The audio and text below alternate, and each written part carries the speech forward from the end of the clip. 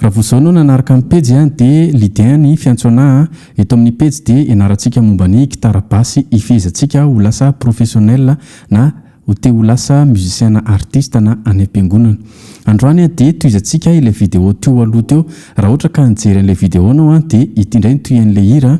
Atoroko anao fomba fanaovana an'ilay refrain sy ny lesona hitantsika ao anatin'ilay hira. Tsy lava resaka tsika fa avy hatrany dia atoroko anao ilay izy.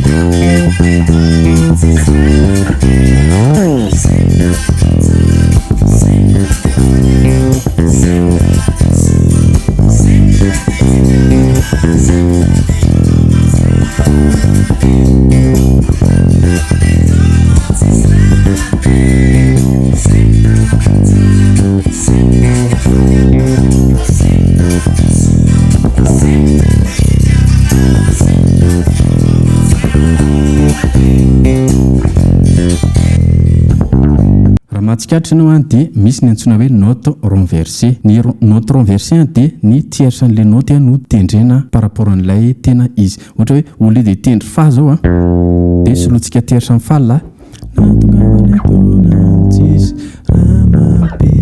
Au lieu de tendre fa ihany koa dia soloana re.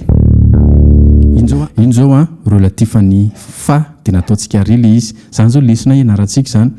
Ny lesona rehefa zatra ianao mianatra anazy dia lasa manana oreille musicale ianao dia fantatra hoe eto ny logika an'ity note ity. Au lieu de tendre fa zao tsika dia soloantsika ré mineur ilay izy. Mitovy ihany zao zany, mifamaly zany. Zay ny antsoina hoe note renversée. Au lieu de tendre fa ihany koa tsika dia afaka tendrena la ilay izy. Fa mila fantatritsika hoe rehefa fotoana manahoana no mitendry an'ilay ré.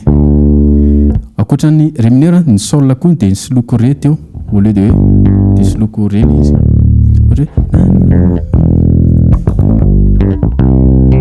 La ny sol ny soloko si dia misy niny passage rythmique iny isaky ny findra ohatra hoe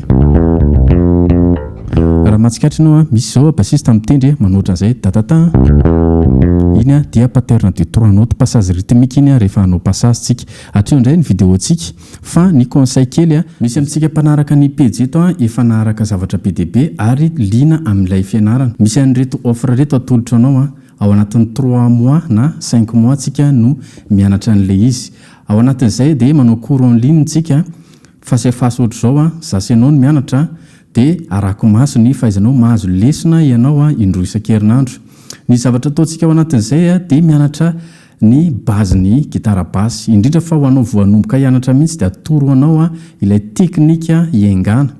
Raha ho hainao indray fa nahay kely fa te ifehan'ilay gitara basy te hitendry ohatra hoe ny fiangonana ianao te hitendry amin'ny artiste dia misy méthode ahafahantsika atongavana amin'izay tanjonao izay. Cours en ligne sur WhatsApp dia atoroko anao ny tokony atao rehetrarehetra fa raha tena arahanao izay matotra tsara ary vonona ianao ary tena passionné an'ilay gitara basy dia vetivety ianao dia mahay amin'izay torohevitra omeko izay.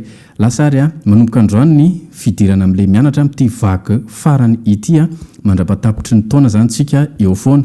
Raha vonina ary ianao dia alefaso ny message fa mbola malalaka ny fidirana amin'ilay izy. Misaotra tompoko.